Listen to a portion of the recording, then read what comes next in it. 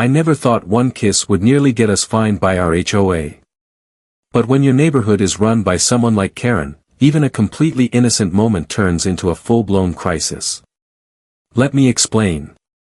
It was a Friday evening, just past 6. Sun was setting, sky looked like it came straight out of a painting, that perfect golden hour glow.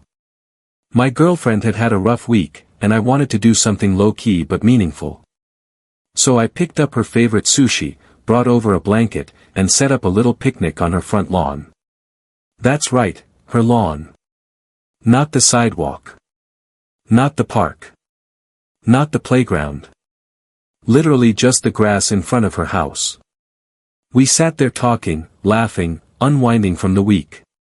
It was one of those rare peaceful moments that makes you forget about how weird and strict the neighborhood can be.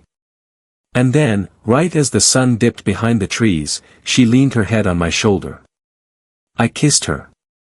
Just a soft, sweet, fully clothed, 1-second kiss. We smiled at each other, and then we heard it. A door slam. Followed by angry flip-flops. That's when Karen entered the scene. Now, if you don't know Karen, consider yourself lucky. She's the self-appointed sheriff of the neighborhood. President of the HOA, master of petty rules, and full-time binocular wielder.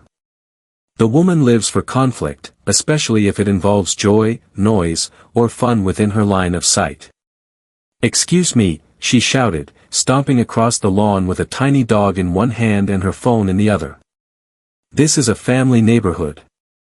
We both turned to look at her.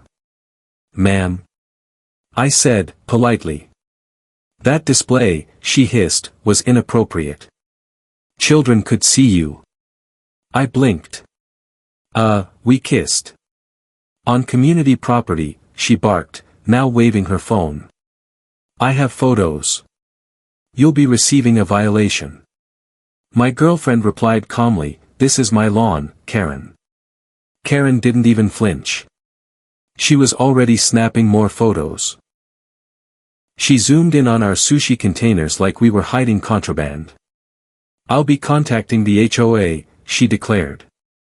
"Public displays of affection are not allowed." Page 14, Section 3. Spoiler alert, there is no such rule. But the next morning, we got an email. A formal violation had been filed, complete with an attachment, a blurry, zoomed-in photo of our kiss. And it didn't stop there. Karen apparently spread the story across the entire neighborhood Facebook group. Except in her version, we were making out like we were on a reality show, in front of children, on a public sidewalk, probably setting fire to moral values in the process. Suddenly, we were that couple. One neighbor crossed the street to avoid me. Another told my girlfriend she was disrespecting the culture of the neighborhood. Someone even left a note in her mailbox that said, "This isn't the city. Keep it clean." All this, over one kiss. So I decided I'd had enough. I went full lawyer mode. I read through the HOA handbook 3 times. Not a single word about kissing. Not on lawns. Not on sidewalks. Nothing about public affection. The only thing banned was excessive noise and unauthorized structures. We weren't doing karaoke and our blanket wasn't a gazebo. But I wasn't stopping there. I remembered something, last year's HOA summer block party. Guess who was in all the official event photos? Karen's niece. Kissing her boyfriend during the watermelon eating contest. Full on, lip to lip, mid-camera flash. In the middle of the street. And guess who posted that photo to the HOA website with the caption, "A sweet summer moment"?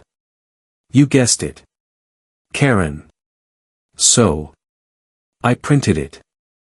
I framed it. And I brought it to the next HOA board meeting. Karen sat there, smug as ever, clipboard in hand, until I stood up. "I have a question," I said, holding up the photo. "Is this acceptable under HOA rules?" Karen stared. "That's different," she muttered. "How so?" I asked. Same kiss. Same neighborhood. Except this one's on the HOA website, posted by you. The board members looked back and forth between us. I continued, if you're going to fine us for one kiss on a private lawn, I'd like to know if you also fined your own family for doing the same thing on public streets. Silence. No one said a word. But the message landed. 2 days later, we got another email. Violation dismissed. Thank you for your understanding. Karen hasn't looked at either of us since. And as for us, we still have Friday night picnics. Except now, we do it with confidence. My girlfriend even painted a little wooden sign for the front yard. It says, "Warning, PDA zone. HOA Karen not welcome." We still kiss. Right there. On the lawn. Sometimes, I think she still watches us from her window, clutching her clipboard, probably drafting a new rule. Let her. Because if one kiss is all it takes to break her, then maybe this neighborhood needs a whole lot more love.